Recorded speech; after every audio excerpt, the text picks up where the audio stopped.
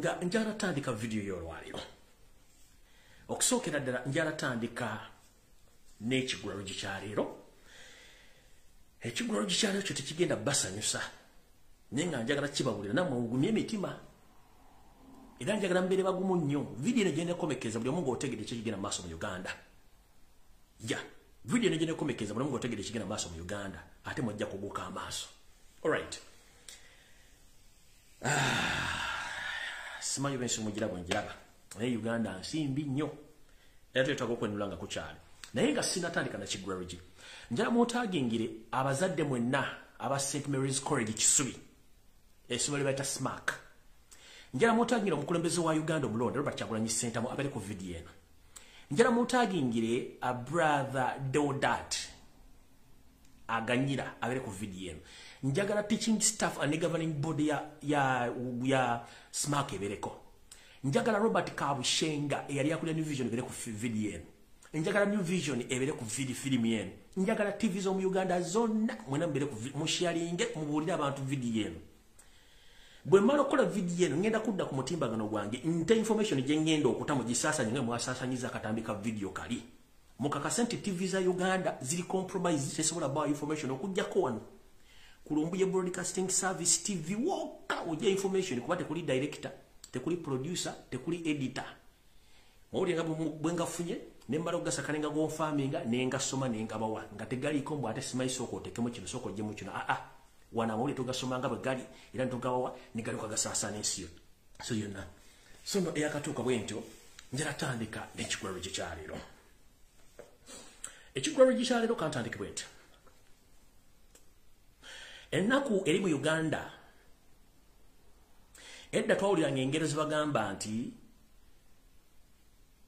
ebizibu tebimanya nju mbi oba nnyumba mbi nga tebinnakutuukirira wo nti bw'osanga ennyumba erimu ebizibu ate kwoberako ebizibu bingi ebyeyongerako we twogerera eggwanga Uganda liri yegeyege lwakuba nti mwe abantu abamu mukyerawo mu kibuga Kampala nga muli bulungi gwe sooka weebuze kiki ekibakuumisa emmundu lwaki amagye gali agambirитара agamba SFC gali mu Kampala onokwetoola kyali kibaddewo ko ne ku bakulembeze bali abava ko tikibakawo eggwanga liri yegeyege ebintu byonna byenzembaga bitandise okulabika nzomanye ebintu byembyogera nebireka ku social media abane mulooza nsaaga kati kansoke mbazo katuma najja wane mbasomesa oba ne mbagamba nti tuyina ekintu kye tuyita concentration camps nezi basomesa bulungi ne muzitegeera ne mwakijjako amatu kanjala bategeeza ekigambo kye bayita concentration camp ngenda kibaddira bulungi nnyo mu kigulalo gikyalero kirala kibategeeze concentration camps bye bibangirizi ebiteekebwawo ebikuumibwamu abantu abaggiddwa mu bitundu ebimu gye babadde bawangaalira ne babateeka mu kampu ezo nga kampu ezo bazibateekamu either olumu ensi eyinza okuba eguddemu ekirwadde ne baagala bakuŋŋaanyizaawo oba ng'ensi erimu obutabanguko ne baagala bakuŋŋaanyizaawo for security oba nga gavumenti ekikola okuwamba n'okutwala amataka g'abantu n'okugabajjako okubatta kati kubiri byensoose mu Uganda tebiriimu ekirimu kyakubba ttaka na kusengula bantu kubajja ku mataka gaabwe wetwogerera essaawa zino concentration camps zino basomesako gye buvuddeko zigenda mu maaso mu Uganda ngera wetwogera mu bitundu bino wammanga mu Buganda bwennyini omuli Ssingo Luweero n'Olukoola lwonna nfunye information olwalire confirming nti olwokuba nti nasirika okwogera ku nsonga zino concentration camps olwalire zaatandise abasajja abazaana n'abasajja ba Kabaka batandise okugwa ku byalo nga batwalibwa mu bibangirizi mwe babatedde tenti okubabeezaamu we banaabajja okutandika obbasunsula batandika okutta omu ku omu nga tebasobola kudde ku mataka gaabwe kino kyeyolese mu Buganda kitambula mpola kigenda kumala Obuganda kigende mu bitundu ebirala nabagamba concentration camps zino zigenda kubanga ono Munyarwanda kagulupu k'Abanyarwanda akajja okusanya Obuganda n'Abaganda kakola ebikolo bino ng'ensi eraba mwadde mulowooza nsaaga oba ekintu kino nakyogera ku kigenda maaso mu bitundu omuli Ssingo Luweero Nakasongola n'Olukoola lwonna abamanyi Olukoola lwonna nga bwe byonna concentration camps zitandise okugenda mu ki mu position oba zitandise okugenda mu action abantu babajja ku mataka gaabwe ne babateeka mu camps by force n'ennyumba zaabwe ne bazimenya ne batwala amataka gaabwe ekyo nno tekibamalidde njala batwala ku concept n'ebintu ebirala bigenda mu maaso mu ggwanga tugenze mu mambuka ga Uganda kyekintu kyekimu kigenda mu maaso waliwo ekitundu kye bayita ngora ekitundu ekyo already bannayuganda abawangalira mu kitundu ekyo nabo batandise bagoba ku mataka babasengula era amataka bagatwala era babalekeza okubeera mu concentration camps. Tuvuddeeyo olwaleero mu kigulalo gikyaleero which eno yennyini gye tukubye emabega omumpembe Muhoozi Kanyirupama Muhoozi Raga yavayo n'agamba nti nno agenda kulaga Bakalamojja kye bayita geyeena y'oku nsi yakyogera ku mutimbagano ogwa Twitter. Ekituufu kiri nti yagenda okiwandika ng'olwedde bamaze okutta bannansi abasinga obungi babasse. Kati obusirwa abantu baga nti bano tebaasoma era beefula nti baasoma naye nga tebaasoma. Obwongo balina bwakatyu naye kyopala mbagadde brains za monkey. Brains zaabwe za nkima tebategeera obwongo balina butono. Nabagamba brains za monkey they behave like a cow kubanga balina cow mentality. Nabagamba nti bwe beetambula tedecidinga kusooka kukolako kintu kimu etambula nga bwesala ebyayi bwekoyowa ate ne bwekaba nti mo ekyo tuta brains za monkey buli kimba kikola wazati abantu basiru. Omusajja omuwumba tuutu ono era atalina magezi ayagala mbayala afuuka president wa Uganda Muhoozi Kanyirugaba Muhoozi Raga bwe yavudde n'akola tweet eyo so nga amanyi tetusobola kutegeera kati kanso ntukyali mu kigulalo gye video tennaba yavudde n'agamba tugenda kukola kye tugenda teeka geyeena mu bitundu bya Kalamojja already geyeena ebaddeyo nga gyeri kino yabadde yeekwasa kati byamaze obbikola ne batta omukyala eyagudde ku accident omuzungu wa NGO eyo yabadde set accident olw'ensonga omukazi oyo omu ku bantu abadde balitandise okunoonyereza ekitta bantu ekiri mu Kalamojja nga ina NGO era nga na information agikwata n'agisindika gye tutajja kwogera bwe bategedde nti omukyala y'omu ku bo naye ne bamutega accident omukyala n'avaawo. Be bazungu basatu ba foreigners abakattibwa kwasooka Sumi ne kuddako omukyala yali akola ku embassy ya Sweden nono omukyala eyafudde olunaku lwa 2 days back gwe bateza accident yabadde anoonyereza ku kitta bantu ekiri mu Kalamojja region. Kati olwokuba bano basajja basirwa zotetegera kye bakoze ono nga ajja ku tweeting agamba ati ngenda teeka hell mu Kalamojja region n'agiteekayo. Kati ono bw'avuddewo ne batandika okusasula bu page ne bu page ku Twitter ow'abantu babayaaye ne bateekayo nti abatulukana balumbye Kalamojja ne bajja ne bookya. Please don't be fooled. Abatulukana tukimanyi bulungi bwe twasomanga mu history bwe twasomanga about East African and cattle rustling twamanyanga nti Abakalamojja balwananga ne babasayo kuba bakente ekyo nga tukimanyi. Mbuzi za drone yange era nengisindike twavunaanyizibwa egende wa gavana atwala ekitundu kibayite ekya Turkana bw'atuuse wa gavana mugambye tetunnafunako lipooti yonna eraga nti abantu baffe basaze ensalo ne bagenda e Kalamojja oba ne bagenda e Uganda egamuli makyamunyo era tegannatuukawo nkiddamu tabuzaabuza nsindise drone yange ewa gavana atwala ettundutundu lya Turkana ono Muhoozi gye yawandiise mu Abatulukana bayingidde Uganda bookya no. It's a first information, doctored information, and it's a blackmail against Kenyans. Muhoozi kennyini ng'akimanyi ng'akozesa amagye ga SFC bali mu kutemaatema okusaanyaawo okwokya ebintu by'Abannayuganda n'okubattira mu busiisira n'okubatemaatema mu ngeri efaana bw'eti. Sinagenda ku video kino kikyali kigulalugi njagala mbalage kino kikyali kigulalugi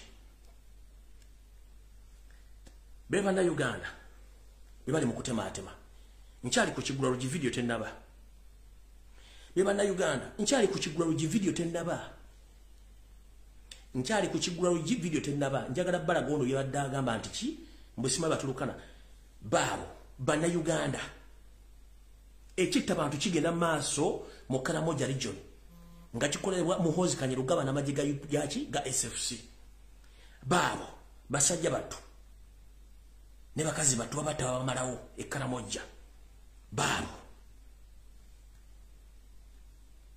kati wano we bayokyezza ne bookya ennyumba zaabwe na buli kimu ne bakisaanyaawo ne bagamba nti Abatulukana be bakoze omulimu guno. No, it is the responsibility is for Muhoozi Kanyirugaba using SFC to massacre the people of Kalamojja. So there is a genocide which is taking place in the Kalamojja region. But meanwhile, the son of the first son stated that these are the Turkanas who invaded Uganda or the Kalamojja region. That's blackmail. No, because I've consulted one of my friends to talk to the governor of Turkana, but he said nothing had happened or nothing. He had received information about their people invading Kalamojja. That is wrong. So ekyo kigenda maaso mu ggwanga erya Uganda nga Muhoozi ali mu kutugumbula Bannayuganda abamalawo mu bitundu ebyamambuka naddala mu Karamoja region okuba nti bagala kwezza bintu byonna ebiriyo kyova olaba nti diversion nyingi nnyo ze batandise okukola bateeka ebibozibozi okubuzaabuza nono MP eyavuddeyo n'ayogera busimenyi Kyagulanyi Kyagulanyi asooka yeetonda okugenda no madam let me tell you there is no reason as why Kyagulanyi apologized because he's not the one who committed the offense. And as we Ugandans, there is no need to ask someone to apologize to come for a burial. Burial is not something which you order someone to come or to make an application or to apologize. No. We know that Museveni is trying to drag Uganda or is trying to make division amongst two Ugandans. Madam, you are used. Right now as I speak, you are an MP from northern Uganda, but you sleep or you have properties in Uganda. What if you play those cards with wrong people and time comes and you are supposed to go back in northern Uganda or you are supposed to sell your properties to leave Uganda?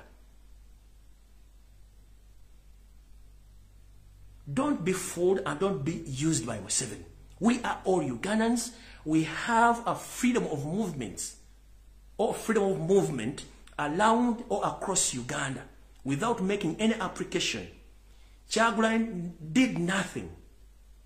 Even the person who led the demonstration, yes, he's coming from northern Uganda. He's a concerned citizen. But for you, because you are used, you are intimidated to Robert Kyagulanyi Sentamu. As who, because you are used, madam, go slow. Don't play the cards which you are not able to stop. Don't be used to play the cards which you are not able to stop. We are all Ugandans. We are free to move in each and every part of Uganda. Free. You are an MP who sits in the Ugandan parliament, which is situated in Uganda. This is to remind you. You are an MP from northern Uganda who sits in the parliament, which is seated or which is located or which is situated in Uganda. Don't be fooled and go slow about your trouble statements because I know Museveni is what paying you. Anvuddewo sagala kulwawo. In fact, n'ekigulalo gikankikomyawo ntandike video eyandese olwaliro.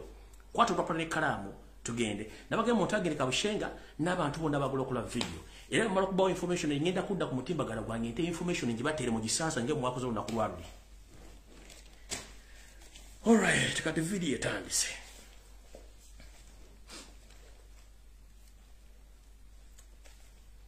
Nga sinagenda wala constituent yoseti bahabula tabasema mutano wakalekiza nsiate mzezede nsanga bisibe kwoli je baleke biri mu kyokola munnange ejobulogo edda twagambanga okuloga kwabanga kwabavubuka olwokuba bagala obugagga naye ate kati gwo obulogo bwo osaba luwangwa buwanga bulamu ekitajja kusoboka ekisoboka tosobola kulwana na nature tosobola kulwana myaka ate obulogo bulina obukoma kati mukulu kulikayo mu bulogo wakoze era njagala bana Uganda babeerenga bamanyi ekintu kino bulungi nnyo njagala sooka babuusa era ngamba buusa ntya kansooke mbatwale bulungi nnyo nabage njagala mufuna information nga Sara muntu abuzaabuza. Alright, tutandise bwe tuti nga bwe nabategeeza ku lunaku olw'omukaaga nti Yoseti bahabula otabasema mutono wakalekezi drone zange zagwa ku mpapula nga omukulu ono bakola denteekateeka omulambo gw'omugenzi Jacob Bwananya okujja ku Friday ku ssaawa 5:55 ku kisaawe kya UN oba kisaawe kyali ky'Entebbe era omulambo gwatuuka gwajjiwa ne gutwalibwa ekisozi ku ttaka eribbe Museveni kwe yakoledde emikolo gyonna nagibanjodde sigenda kudda kuba ndina obudde butono nnyo bwe bamaze okukola emikolo egyo gyonna Museveni era okuva ku olunaku ku Lwokutaano ekiro Museveni tabadde mu State House until when he came back yesterday nkiddamu okuva Museveni ku Lwokutaano omulambo gwe gwatuuka ku ssaawa 5:55 ez'ekiro nga zingira ssaawa 6 zingira olw'omukaaga era omulambo gwasimula bagutwala ku faamu ya Museveni ekisozi gye bakoledde emikolo okuva ku Lwokutaano ekiro ku Lw'omukaaga mpaka yakomyewo jjo ku Sunday era ali mu State House nakati andaba kwatuddeawo otuddeawo mu State House otuddeawo kati bwe byasoose kansooke mbaddeyo katono nnyo NTV TV wala mu Kampala kwa Senegal nti ate omulambo bagujje bagenda gujje Seattle bagutwale mu Washington DC ku embassy ya Uganda netu diversion baga munenze ne kalula amaso mbaga mtu ne mulabe kanale bavudda bakonfirmize mu bugenda kuyingira Lwakutaano ningambo kenze kankalula amaso nze ntegera ku luzi ninga mpologoma nkadde sidduka misinde mpologoma nkadde tegera ku luzi Lale televisa kati kamba buulire. Mulire kino. Bobi nyiri ba confirming nti omulabo kugenda tuka lwa kutaano. Guess what? Information yono. Don't entegezeza bwete. My brother Lumbuye informed the public that the body of late Jacob Oulanyah, the former Speaker of the Parliament of Uganda, his body arrived in Uganda on Friday, exactly time. You told the exact time which informed the people. And the body was transported to Chisos, where Museveni did all his rituals. As we speak right now, Oulanyah's body is going to be transported back through Rwanda. Ulira angabe bwati muganda angije baleko jotusaka engalo ngabe twakutegeeza nti omulambo gw'omugenzi gwatuka ku lwokutaano ku ssaawa 5:55 ne gutwalibwa ku Kisoze makola emikolo gyabwe era emikolo gyabwe ddejjo bo kwe kukonfirming nti omulambo gugenda kujja ku lwokutaano nga guyite Rwanda gulyoka guyingire Kampala kiki baakoze Museveni n'amala okukola emikolo gyonna omulambo bagenda kuddamu bagutikke guyite ku ttaka guve Kisoze guyingire Rwanda gubeereyo nga bagutadde mu friji zaabwe then bagutikke ku lwokutaano nga gugenda kuyita kutaka guyingire Rwanda gubeere Rwanda bageze ku lwokuna ekiro nga bukeera ku lwokutaano bagutikke bukomewo era baproposing either baguleta ku presidential jet baba bakulete ku chartered plane nenga probably eyinza okuba Uganda Airline to okabalinga kiri nti Uganda Airline era yegenze mu America ku bintu bibiri either presidential jet oba chartered plane oba ku Uganda Airline ku bintu bibiri nenga wotogere saazi omulambo gugenda kuva ku farm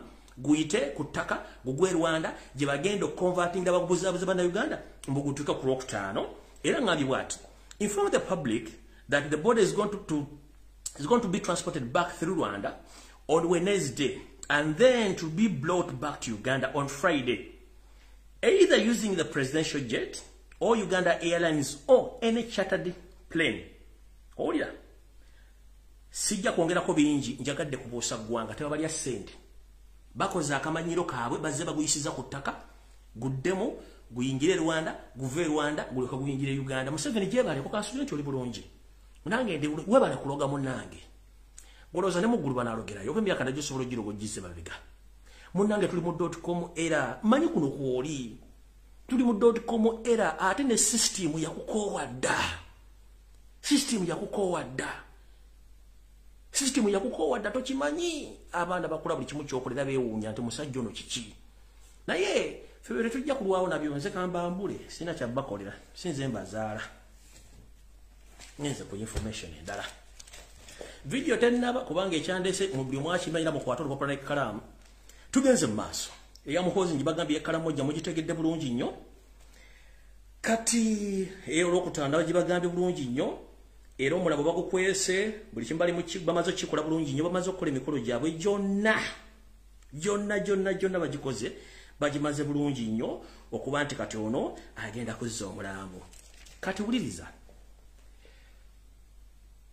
mubadde mulyawo nga Anita Amongi asindika muwala wa mugenzi Jacob Oulanyah nti agenda musindika mu Canada amuwere mpaka lwanaamala emisomo ezo na diversion nebaga bagenda kumaliza nyumba y'omugenzi Jacob Oulanyah ezo na diversion yavuddeyo n'akwata siringi sakawumbi plus n'akaba northern abafiirwa ente zaabwe zona that is cover up oba covering up something kati nasindika Nobert Mao ate kati Nobert nina secretary jingendo okukola kati Nobert Mao mutaji ngabere ku video basindize Nobert Mao agende ku radio station nga alimba abantu ngayogera nga family member, you are not the family member and you are the spokesperson of that family. Ate nga oyina ne mission gye wakoze ngenda kwabya leero. Mission gye wakoze ngenda kwabya leero. Gye wakoze ngo yagala tekita Oulanyah ngenda byogera kasokumaliza wano. Sigwa yogera family ya Mr. Oulanyah kubanga bwo just olimbega. By the way, let me inform you. Omwami ano kimukozesa ebintu bino n'okulyamba n'olukwe eno Maleto. Oulanyah Maleto mama omukyala Munyarwanda wadde yeeyita Munyankole mama no sorry. I beg your pardon. Ekikozesa Mau ebintu bino byonna okulyamba ne abakyoli olukwe. Mau Maleto half caste. Mama we Munyarwanda gwayita Munyankole. That's why bano bamukozesa wonga alina butono bwa katuni blends a monkey. Mama wa Mau mukyala Munyarwanda gobagamba nti Munyankole. Bino bija mu reliable source mama wa Mau mukyala Munyarwanda lwakuba nti yeeyita Munyankole ye era ne bwaba kyagala nti Mau Munyankole nenga Mau mukyala Munyarwanda kati akasayikali akablemiza monke mwekali bulungi nnyo tovula akole ebintu bino byonna kati ngenda mwabye sina kyakola ne Museveni mwabye ne Reverend Father or brother or Kisubi nawe ngenda kwabya kanduza mukitegedde bulungi nnyo byonna biro by'okubuzaabuza ya Jacob Olanya byonna bibaddewo kati ngenze ku information endala ngenda kutegeeza kitugumu women MP Madam Lilian Aba.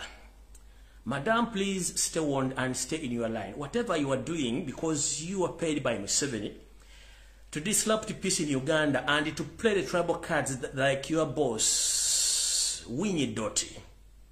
And I request Deodati to come publicly to apologize to the His Majesty, the Kabaka of Uganda, for the crime you committed against him by blackmailing him. And you know what you did. So, Madam Lilian Aba, you made a statement which might cause problems to you because you are an MP who is not supposed to talk such things. You are an MP from northern Uganda, well educated, but you misuse your brain. Robert Kyagulanyi, as a true Ugandan, he's supposed to move freely in any part of Uganda without sabotage. So, madam, please behave well because you might open something which you can't even cross. So, I warn you, go slow about some issues. Alright, kati video etandise wano ku Lumbuye Broadcasting Service buli omu wenyweze.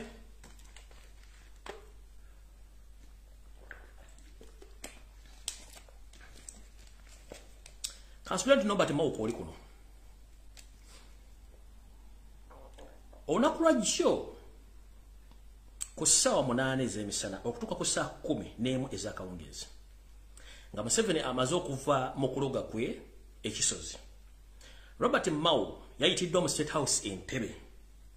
Mu meeting yabaddemu ne Museveni wepo ne Muhoozi Kanyarugaba. Njala mutanyira family y'omugenzi Jacob Olanya muwuliriza no security alert egenda eri tata Olanya ne family members. Kati kansoke ndowooza njogere mu Luganda njize mu Luzungu thereafter. Olunaku lwa jjo olwe Sunday ku ssaawa 8 mpaka ku ssaawa 11 ez'akawungeezi nga Yoseri amaze okukola emikolo gyonna egyetaagisa okusibagana okuziribaga omugenzi Jacob Olanya. Yakome mu State House Entebbe era n'ayita Nobert Mao beke ensonga ze boogera. Mu nsonga ze bayogeddeko era Nobert Mao ze bayogeddeko ziri nti balina okulaba nti bafuba okulaba nti bajjawo oluvuuvuumo nti omugenzi Jacob Olanya aweebwa butwa. Era kyovula bayoseti babalo tabasula mutano wakalekizi nsi yate tamuzezedde ensanga bisibe atandise okutiisa ku mawulire n'asindika ne piano ennanga okutandika okwogera nga ataliimu wadde obwongo obutoola. Nkimanyi kuno ennanga kwoli. Nekukufa kwa mugenzi Sebanda ya Serena Nabanda we mutemu wayogira ne mugenda kukwata abantu abasaasanya eng'ambo. Kulwanya Kayirima mutyo, Mnobo Mayombo mutyo, n'olwaliro mutyo kutiisa kitu kimanyi bulungi nnyo. Kubanga bwe tuba tugenze mu mateeka amatuufu. Bwe njogera statement nti nkyamu, gwe improving anti nkyamu. Ng'oleese omulambo bagukozeeko okunoonyereza okwenjawulo. N'ekyo temukikola okujja kutiisa abantu. So olunaku lwa jjo mu State House Entebbe ku ssaawa za 11 ku ssaawa 8 mpaka ssaawa 11 Nobert Mao yayitiddwa Museveni wepo ne Muhoozi Kanyarugaba ne batatu mu meeting. Bine bakkiriziganyizaako era gano amawogezi Mao yabawadde. Mao yabagambye nti ebigambo taata Olanya byayogera bigenda kuleeta obuzibu mu ggwanga. Ate nga tukimanyi bulungi nnyo tukavalinga ebintu bingi naye bwe tutajjaawo taata Olanya kigenda kuleeta obuzibu. Era Mao yagambye Museveni ne Muhoozi mufube okulaba nga mujjawo taata Olanya ng'obudde bukyali kubanga yagana okulya ssente ate TV ne bambega abimitendera gyonna bajja kutuka ku muzeeyi ono bambuuze akana n'akataano basobole okubanga muzeeyi ono abawa information okusinziira ku kiki muzeeyi kyamanye. Era bw'atyo Nobert Mao n'awa Museveni amagezi nti muzeeyi Olanya bamugjewo either ng'okuzika kuwedde oba basooke bamuzikize aleme kwogera ekintu n'ekimu. Era nga Mao yabagambye mufune engeri yonna ey'okumuggyawo ng'obudde bukyali kubanga tujja kuswala ng'ate ensi ekimanyi bulungi nnyo nti omusajja ono ekituufu yafa butwa. Olw'okuba taata Olanya yagaana ensimbi yayogera lukaatu ng'omusezi agula essowa nti ndirako bantu bange omwana wange bamuwa butwa kubanga yaleka ngambye. N'ekirala omukyalo ono Anita Amongi Mama Lususu Ye kenyini okukwata muwala Wolanya okumutwala e Canada nga n'ekitabo tebannamuziika tonnamanya eddaame lya Jacob Olanya lisoma litya. Tikyokweka. What I'm trying to insinuate here, because we know Jacob Olanya, he had been the speaker, taking care of his family. So, I don't know why people are rushing in Olanya's case. No kwata mwale mutwala Canada musomesa forward. Because omwana oyo kusinzira ku sources zenfunye amanyi kitawo yamugamba kiki ekyatuukawo nabaani abadde mu lukwero okumutta. Kati omwana oyo I'm not sure nti omwana oyo anasurvivinga naye muyinza omujjawo. According to the reliable sources zenna omwana oyo anitamugogana mututte Canada omwana oyo yabiza obutasurvivinga nga jjajja mwagala omukola. Era nitamungi singa omwana oyo atuukibwako obuzibu mukazi gwe anitamungi ekinakutukako gwe okimanyi. Singa tata Wolanya mu Northern Uganda afuna obuzibu no but mau meeting wajibaddemu zino notice nzirina wana. Nabagamba government eno bweviirako tuyina evidence na buli kimu si bya kusema. Tugenze maaso. So no but mau yayogedde ebigambo bino tubajjawo tata Wolanya. So let me state this message in English so that my brother and sister in Northern Uganda, they can get this information right away as I've stated in Uganda. So my brothers and sisters in Northern Uganda, yesterday, it was on Sunday, at exactly 2 p.m. up to 5 p.m. at the East African Standard Time, the so-called Yoseti Mahabro Tabasura, the son of Karechas and Sierra Tamzed and Sangabi Sibe, that is Museveni, and his son, the first seen as S-I-N, not seen S-E-E-N, first seen, Muhoz Kanyurugaba, Muhoz Laga. They called a meeting yesterday, which was attended by Norbert Mao himself.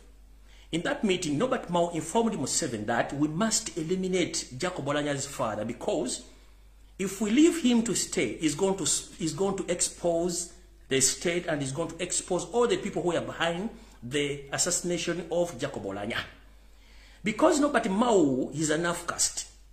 His father is an Acholi, the mother is a Munyarwanda, but when you hear that gentleman, when he gives his biography, he said that his mother is from Ankole. No. His mother is from Rwanda. That's why he behaved like someone who is not from Acholi.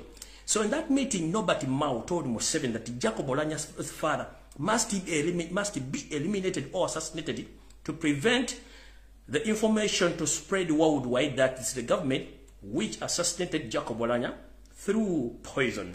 That's why Museveni right now is under house arrest. Is not supposed to talk to anyone. Even the media, including TV radio station in Northern Uganda, all they are warned not to talk about anything concerned about Jacob Olanya. To the extent that even some people, they're under house arrest in Northern Uganda. No one is supposed to move during night because Museveni is in fear that he is going to be exposed. So, I'm informing all the people from Northern Uganda that Norbert Mao, he knows exactly who assassinated Jacob Olanya. And yesterday, it was Sunday, at exactly 2 p.m. up to 5 p.m., he had a meeting with Museveni and Muhoz, and he himself advised Museveni to eliminate Jacob Olanya's father and some friends and families who he knows that they know the information or they know exactly that Jacob Olanya was assassinated by Yoseti Bahaburo Tabasirwa, the son of Karechezi, that is Museveni. In the same meeting, Museveni promised Norbert Mao to be the second vice president in the precedent where Museveni and Muhoz, they agreed to change the constitution of Uganda, whereby they are going to bring a bill or to table a bill which say that we are going to introduce 2 offices in the vice president's office. And Museveni, himself Mao, informed Museveni that I'm ready to serve you as long as you promise me that I'm going to be the second vice president. Whereby Mao himself told Museveni, remember in South Africa, when Nelson Mandela took over power, they changed the constitution and they included the second vice president, whereby the first vice president was Tom Bechi, and the second vice president was Frederick D. Clark. So Mao told Museveni that, please, I'm ready to serve you if you change the constitution and you give me that office as the second vice president, because anytime, anywhere, Madam Jessica Alupo, you are going to be eliminated. And they are planning to bring in Muhoozi as the vice president. Therefore, and they are planning to table a bill which will say that we are going to introduce the second vice president so that they can bring in Norbert Mao as the second vice president in the constitution of Uganda, because he had betrayed the northerners. The extent is covering up the people who have been assassinating northerners. Remember, during the Kony time, when almost northerners were eliminated, he was the chairman of LC5 of Gulu.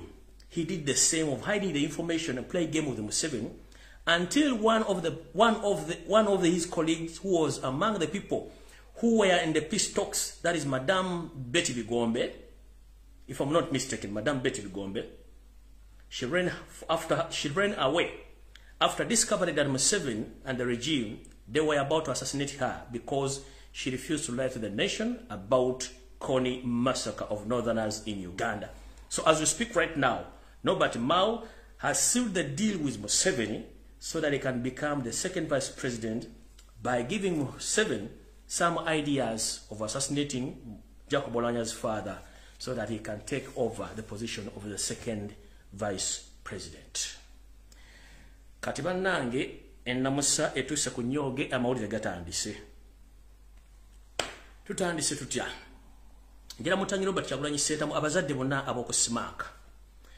Ekindeese olwaleero kwe kwambula omusajja ono gwe bayita omusajja wa St. Mary's College Kisubi eyayita Headmaster.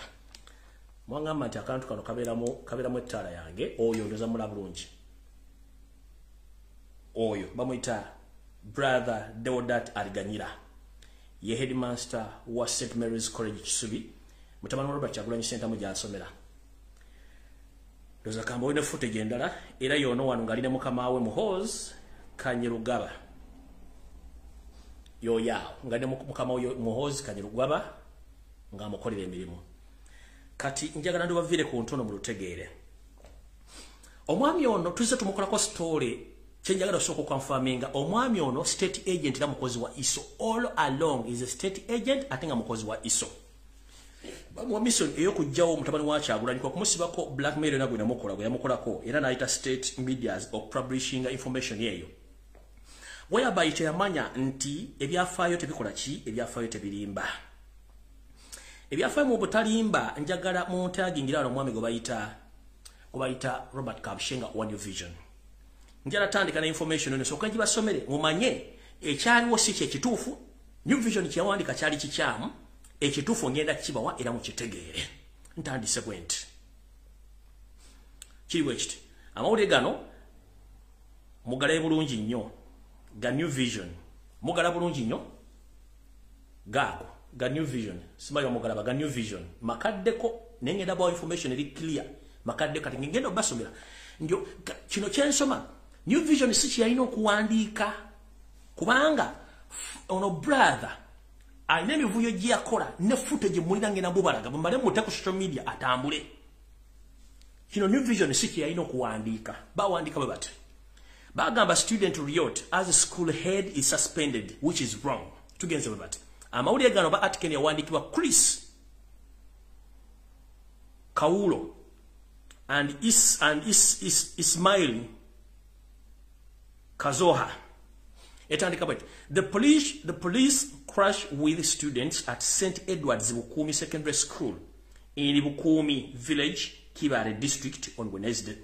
Bagambye nti police ey'obujagalalawo yafaafagana n'abayizi ab'essomero lya St. Edward's Bukumi Secondary School mu Bukumi ku kyalo Bukumi mu Kibale District ku lunaku olwokusatu. Enaku z'omwezi lwawandikira eggulire lino enaku z'omwezi zaali 3 omwaka gwa 2022. Ne bagenda maaso ne bagamba the students turned rude after the board of governors announced that the suspension of their head teacher. Mbu abayizi bano begugunga oluvannyuma lwa headmaster waabwe eyagobebwa mukulu gwe bayita brother Deodati Aliganyira oligwembalaze ekyo nakyo kikyamu. The board said Aliganyira's suspension was to pave a way for investigations into the allegations of examination malpractice. Bagamba nti akakiiko akaddukanya essomero lino kagamba nti okugibwawo kwa brother Aliganyira ono oba okumugjawo ku mu kifo ekyo oba okusindikibwa mu lumulo olwaze kwali kunoonyereza engeri ebibuuzo gye byakwatibwangamu n'abaana okukoppa mu ssomero eyo. Tugenze maaso. Which led to the cancellation of A-level science results last year mu mwaka gwa 2. The students smashed windscreens of the three vehicles and set brother to the house of the deputy head teacher, Constant Nanyondo. Bagambye nti abayizi beegugunga ne baasa endabirwamu n'emmotoka 3 ezaaliwo ne baziteekera omuliro era n'enju y'oyo eyali amumyuka omukyala Constance Nanyondo nayo ne bagyokya. Leaving household properties worth millions of shillings in ashes. Mbu kino kyaleka nti ebintu ebibalirwamu ensimbi ekibalirwamu obukadde n'obukadde bw'ensimbi okubireka nga biri mu vvu. Tugenze mu maaso. Nanyondo was reportedly in Kampala at the time of the strike. Bagambye nti omukyalo ono Nanyondo ebiseera bino byatuukirawo oba okwegunga kuno bwe kwatuukirawo omukyalo Nanyondo yali mu Kampala ng'okwegunga kuno ogenze mu maaso. The student demanded that Nanyondo quits, accuse her of conspiring to sack their head teacher. They also said she had overstayed at the school. Abayizi bano bagamba nti okwegunga kwabwe kwasinziira ku mukyala Nanyondo oyo okumuteekako ebigambo ebitali bituufu nti bamugobe oba yagobesa ono Deodati Aliganyira ate n'ekirala mbu omukyala ono yali aludde nnyo ku ssomero lino. Tugenze maaso. The students say they would not accept Aliganyira to go. Bagamba abayizi nti tebagenda kukkiriza mukulu Deodati Aliganyira okugenda. Ne bagattako adding that he had revamped the school's academic standards that had drained. Bagamba nti okugoba kwa Aliganyira kiba kikyamu nnyo olw'ensonga bo ng'abayizi bakisuubira nti omukulu ono yali azizza engulu ebyenjigiriza ebyali bigudde wansi era yembu yali abizizza. Ne bagenda maaso bagamba Aliganyira became the school head teacher 4 years ago. Nti omukulu ono Deodati Aliganyira yafuuka omukulu w'essomero emyaka 4 gye buyiseeko. Tuli ku bukuumi tetunnajja ku St. Mary's. Ne tugenda maaso. The district officer in charge of the Criminal Investigation Directorate, Mr. Mike Ogwal, said the board members should not have announced the sacking of the head teacher. Bagenzi bagamba nti omukulu akulira district eyo mu byensoma oba omukulu akulira district eyo mu by'okubuuliriza ku misango egyefaananyiza ku egyo omukulu gwe bayita Mike Ogwal yagamba nti akakiiko akafuga essomero lino tekandibadde tekabuulira lwatu okugobwa kwa omukulu akulira essomero ono brother Deodati Aliganyira. Tugenze mu maaso. The police overruled the board decision and directed Aliganyira to stay at the school as a way to calm down the students. Polisi olwokuba nti nkozi ya gavumenti era muhoziganya Lugaba yali agiramu mukono n'omukulu ebiseera ebyo eyali kale ekyezikayihula. Polisi yategeeza nti kino kigisusseeko olw'akakiiko akaddukanya ettomero kono okuyisa ekiragiro okugoba mukulu Aliganyira ono nti yandibadde asigala mu ssomero oba muyite asigale mu ssomero lino asobole okukakkanya omuliro ogwali gugenda mu maaso mu bayizi. Tugenze mu maaso. When we said the head teacher should stay, the students calmed down, he said. Mbu era bo abasirikale abo bwe bwayogera n'olukiiko olukulu olufuga essomero eryo nti omukulu ono Deodati Aliganyira asigale, kino kyaleetera okukkakkana obusungu bw'abayizi era mbu ne bikomaawo. By the press time, Aliganyira, who declined to talk to the New Vision, was still at the police guarded school.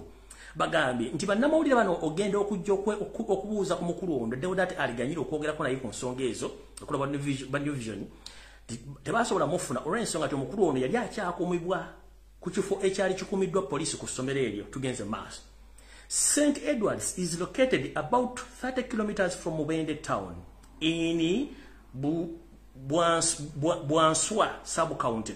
Bakugambye nti essomero lya St. Edward lisangibwa mu kitundu ekyesudde kilometers 30 okuva Mubende mu tawuni mu kitundu kye bayita Bwanswa sub-county.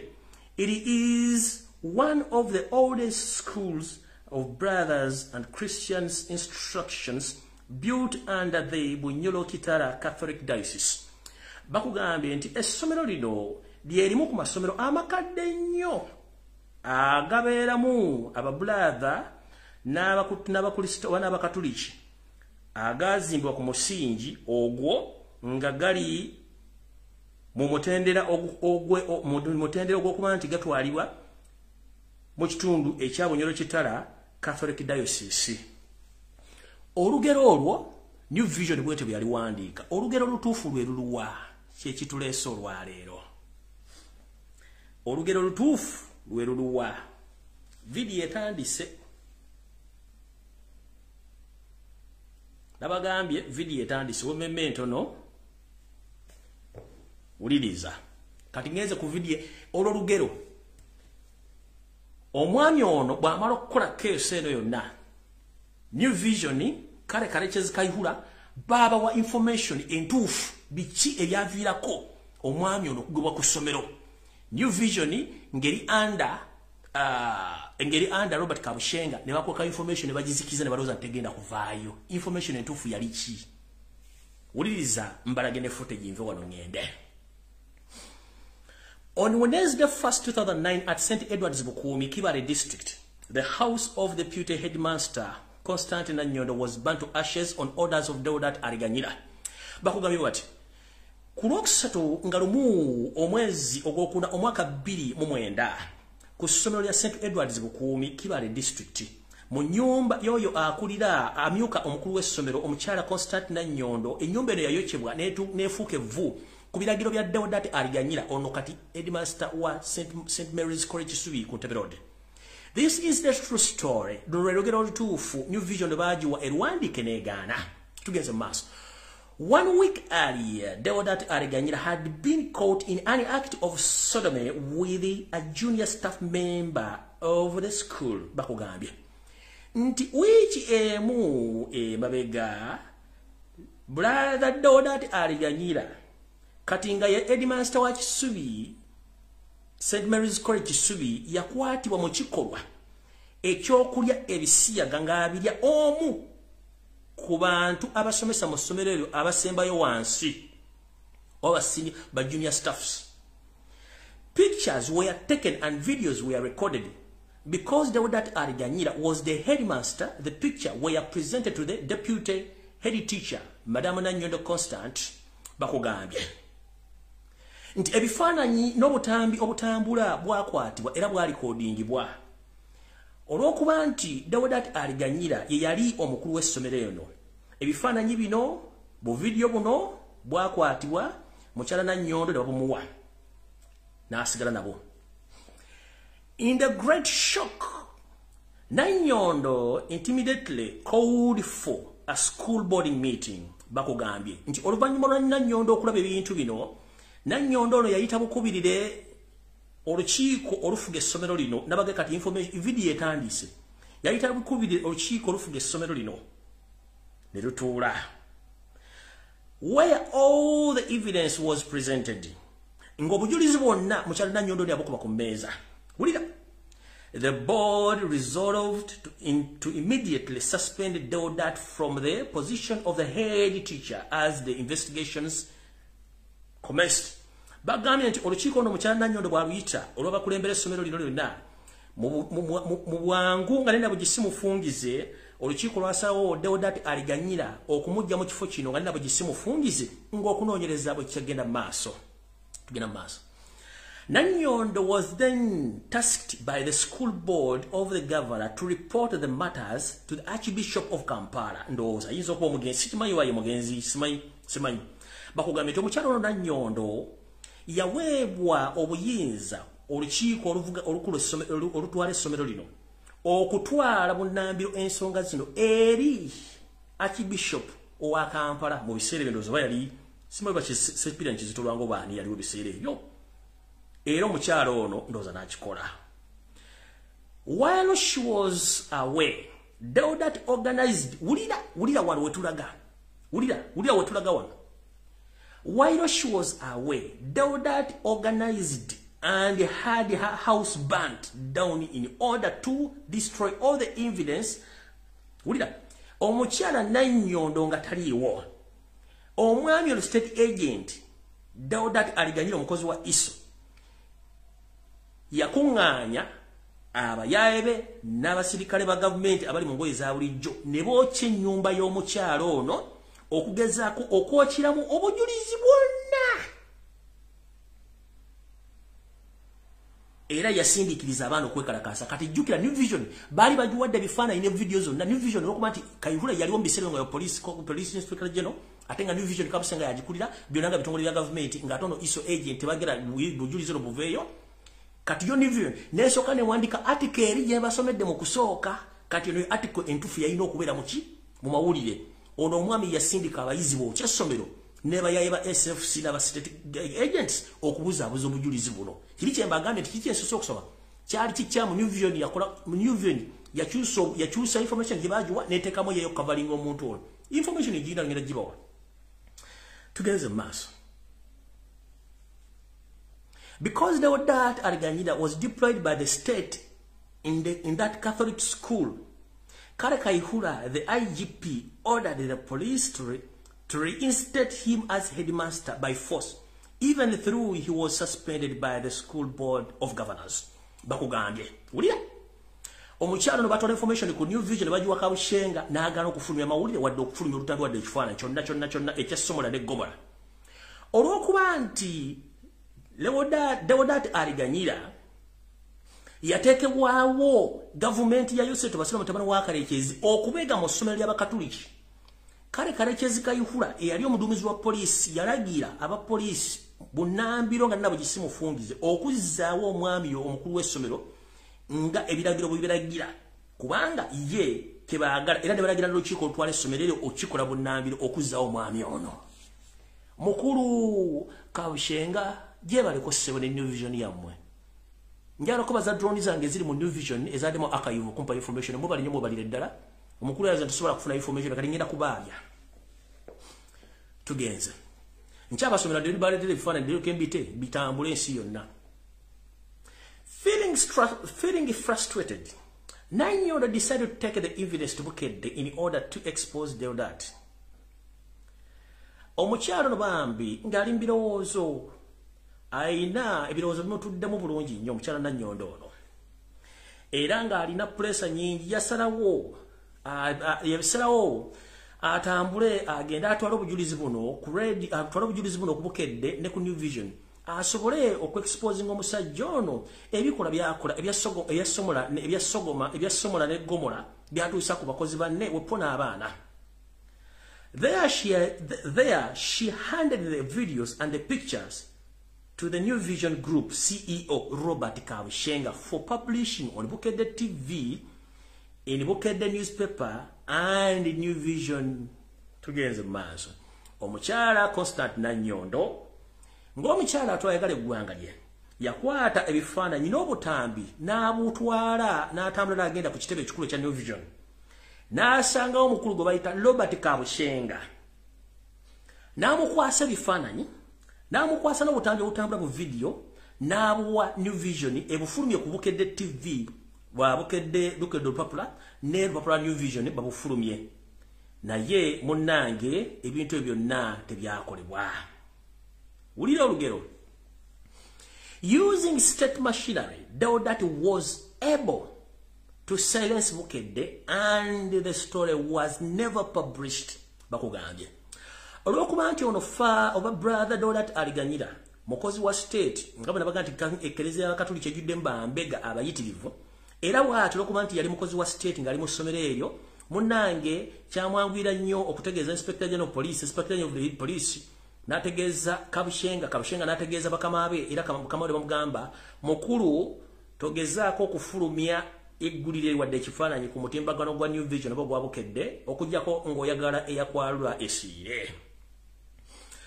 As a cover-up, New Vision instead twisted the facts and circumstances under which Nanyondo's house had been burnt. Ulira.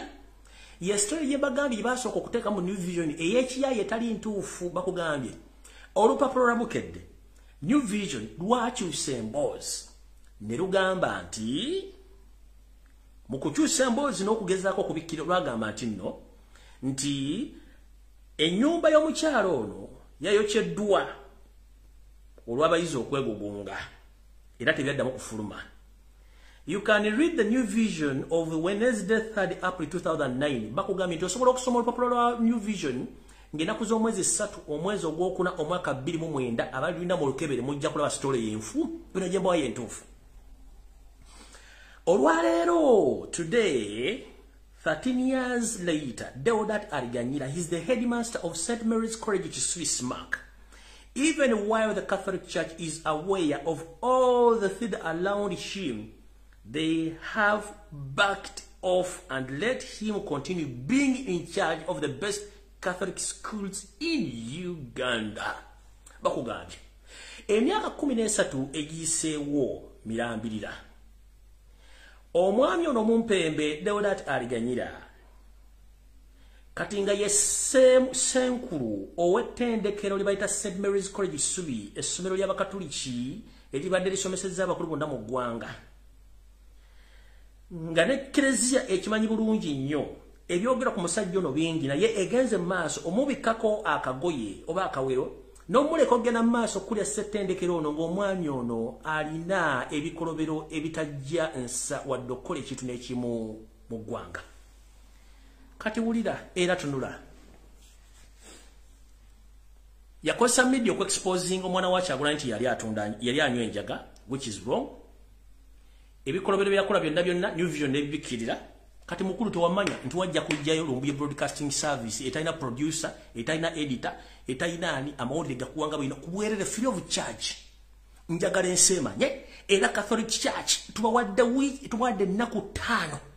Either omwami ono asibwa agobwa ku ssomero nga nawe gisimufungize oba tugenda kumanya nti Catholic Church teriibwa. Sebo OHTibwa mukama wange kanteekeko nnyongezeko n'ettaala. Sebo OHTibwa Archbishop Mpyo wa Kampala. Nakula bulanga wakajja mu office weetoloddwa enkweze ngende bambega Museveni yateeka mu Eklezia. Era bavirako sipira nkizito lwanga okufa mu butwa. Nawe bakwerudulira kugamba. Tukusaba botaswaza Eklezia ya Mukama Katonda n'essomero okulitamu okuyonoona. Tusaba omusajja Deodati Ariganyira ogolwanga nabe gisimufungize obutasukka wiiki eno. Abazadde basimaka mwenna nga nabo gisimufungize olumala okola ebifaananyi bino muyite olukiiko lw'abazadde wamusoke mujje abaana bammwe ku masomero ng'obudde bukyali kubanga ekigenda okudda mujja kimanya. Robert Kyagulanyi Ssentamu omukulembeze wange Robert Kyagulanyi Ssentamu kansoke kugambe bw'ajja ku lukuŋŋaana lw'abazadde olwavaawo bati omwana bamuwadde ebibonerezo nga n'ekimu kibonerezo yakimazirwa jjo ekimuvunaanya lwaki yadde waka n'akubira buli kimu kyonna ekibadde ku ssomero okuva lwavaayo omwana abadde takubuulira droni yange yanga nti omwana bamuwadde ebibonerezo ebisukka mu 5 okuva lwavaayo ng'akeera ku nkumbi bamubonereza okuba nti yakubuulira. Kati kino kigenda eri abazadde basimaka mwenna bwe mutatuuza lukiiko with immediate effect Catholic Church mutagwa musajja ono nakumusibako misango tugenda kutegera nawe mukolera government era abaana b'abantu bali mbulabe era n'ensoma ya Uganda yonna efudde olw'okuba ne Eklezia yenyigira mu bikolwa eby'ekikolwa eky'ebyekifula nnenge. Aya basi ebifaananyi bino ngenda bita bwe mmalo bibalaga wano. Oyo mukulu Deodati Ariganyira omulaba bulungi nnyo ng'amaze okukwatibwa butereevu mu kikolwa ekya Somola ne Gomola ng'amaze okusiyaga junior teacher era nga badde asiyaga n'abaana ku ssomero. Ekyo kifaananyi kimu ngenda bita.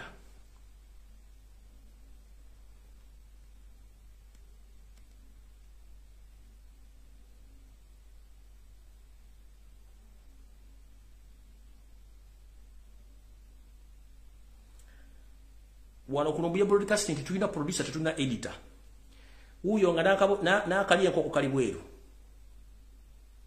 nga nakali enkoko kali bweru bamukwata ready handed New Vision yaganda bifumya ne bukedde azijeke talandooza nga nakali enkoko kali loddawa kali bweru uyo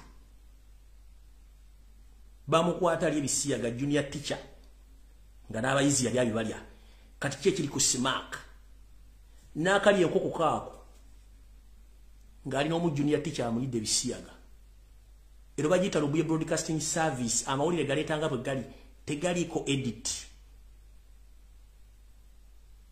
sound leba najijjako ngenda bita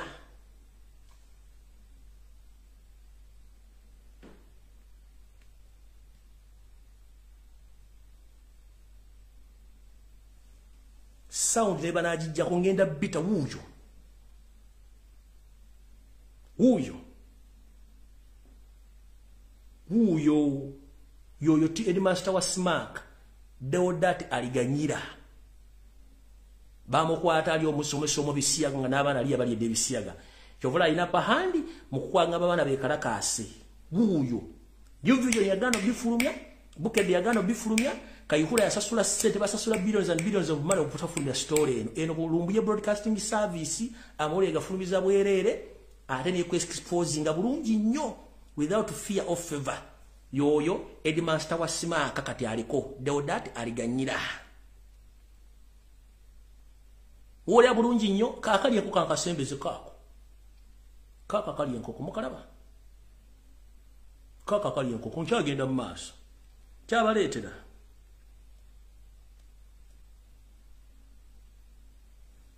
era yoyao tebifuluma nko mu Uganda wonna obisookedde bbira bawano kati simaka mumanye board of governors mugobe enteno ngobudde ono musajja mutemu kibwetere party 2 ono kibwetere yayo kyaba newe musima kibwetere party 2 era kyawagulanye kuwa magezi gabwa omwana mujje kusimaka genda gye salingire walla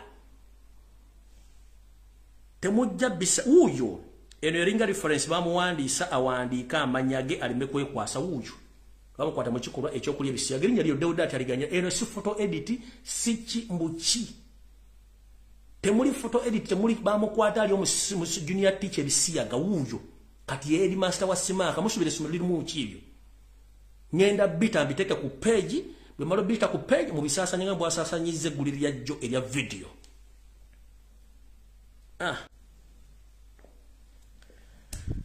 kati information ye mutasobola kufuna ku TV ndamaina okunywa mu amazi bawoli muzadde wa simaka storage mwali mu meeting omusajja nagana Robert Kyagulanyi okwogera era ina kyakweka ne wano ku Lumbuye broadcasting service information tujikuwanga bwete tutukola edit no kati mukulu Robert Kabishenga gakubugumye kale kyezi kayihula gakubugumye Catholic Church of Uganda with immediate effect mugobo Omusajja ono era simaka eri essomero situmana kikiri bana babandi kati okubalaga nti mbeesobolera mmwe kanziseeko wano wait a minute mulindeo katono nnyo New Vision baji wa mawulire baji wa sende byane kale nesirikira amawulire gano kati njagala nga mukyali ku simu okwo mugende ku page yange ngenda biteekayo kati nga ndinawo nga sinavaawo mbiteeke mu bisharinge ngaye mwashanize ka video kali in fact njala bawa mawulire nti bwe namaze okubawa ka video akole mukatambuza ngaye mwakoze omuvubuka bambi bamusudde mu intensive care emulago gye bamusudde era kitegeezeddwa bulungi nti family bambi oluvanyuma yakoze eki lindako mulindeeko njagala biteekayo kati mayinze TV yange ekolerawo tesula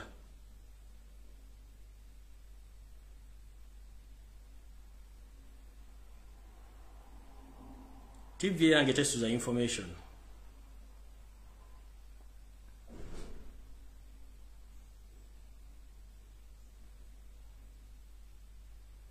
jarambi batereyo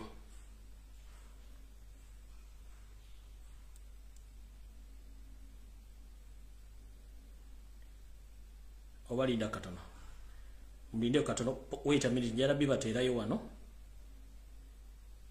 na nyashi njalo okusosa ako immediate mugende mbisharing mubisindike ono yali nya amajenga tamanyi fete batutomera mulindeko njibatereyo kati ono yali nya amajenga tamanyi mulindeko ndeko wano bibatereyo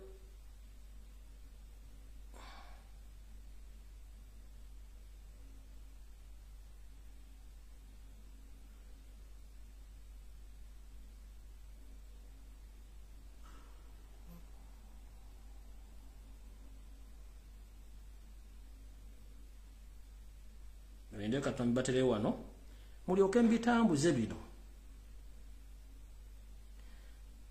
not now dachike mbigena kubaje musoke mutambuze post yeno mugitambuze nali mu chale ko gitita kule zidda advance mugitambuze ebula ko seconds bide tuka ku page yange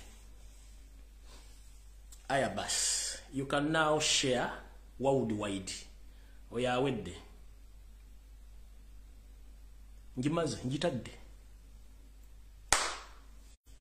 ha post bangambide ombo eri against the community standards katugenda kola ngajjo njitade bangambide against the community standards katugenda kola mujje mu inbox yange njibawe mujje mu inbox yange njibawe ngabo twakoze jjo bangembo eri against community standards kati mujje mu inbox yange njibawe kuba maze jiteka Facebook ne sindikira mbo tiri against community standards kati ngenda jiba mu inbox twabike tukolenga jiwe twakoze njitade Facebook nsindikide ka message mbu against the community standards kalingenda jibawa banange kati kangire kumbimu ogokuba video ogokuba bifananyi temufaayo momo na maachi mbikolamu bangembo Facebook ngayita against community standards kati nzikangende mujje wali mbibawe mukama bakuma takomira mpera tujasikana na kulalona musabira abantu bekala mojja ogwange ngumaze maximum respect nkitadde